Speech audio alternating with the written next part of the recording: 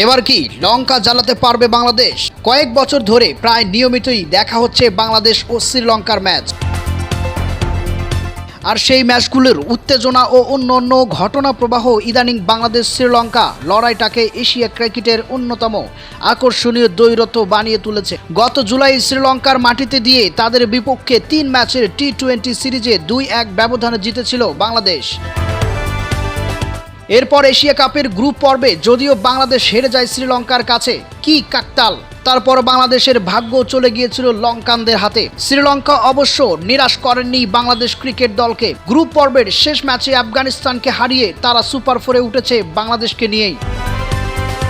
একদিন আগে বাংলাদেশের সমর্থকেরা শ্রীলঙ্কার জয় প্রার্থনা করেছে, তবে একদিন পরেই আবার তাদের হার চাইবেন সেই সমর্থকরাই, কারণ আগামীকাল সুপার 4-এ আবার মুখোমুখি হচ্ছে দুই দল। এখন পর্যন্ত শ্রীলঙ্কার বিপক্ষে 21টি টি-20 খেলেছে বাংলাদেশ, জিতেছে মাত্র 8টিতে। তবে সাম্প্রতিক হিসেবটা আবার অন্যরকম, শেষ 5 ম্যাচে 3টিতে জিতেছে বাংলাদেশ। এবার কি লঙ্কা জ্বালাতে পারবে বাংলাদেশ? শ্রীলঙ্কার ব্যাটিং কোচ লিথিনা কামদাম্বি অবশ্য বেশ আত্মবিশ্বাসী। তিনি বলেছেন, আমরা বাংলাদেশের সঙ্গে গত 3-4 মাসেই 4 ম্যাচটা হারিয়েছি।